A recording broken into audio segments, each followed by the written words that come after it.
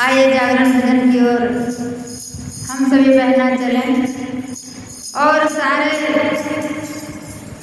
गुरु भाई गुरु बहना कहते हैं भोला बाबा की क्या जगह पाओगी, जागरण भजन गाते हो जागा जागा महादेव।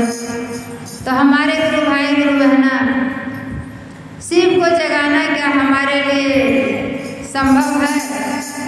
हम सभी बहना हम सभी भैया अपने अपने हृदय को जगाते हैं और अपने अपने आत्मा को जगाते हैं कि सोए हुए क्यों हैं गुरु भाई गुरु बहना, आए हैं इस जग में तो जाना ही पड़ेगा। इसीलिए कुछ गुरु का भजन भी कर लीजिए। तो जागरण भजन के माध्यम से हम लोग गाते हैं जागा जागा महादेव जागा महादेव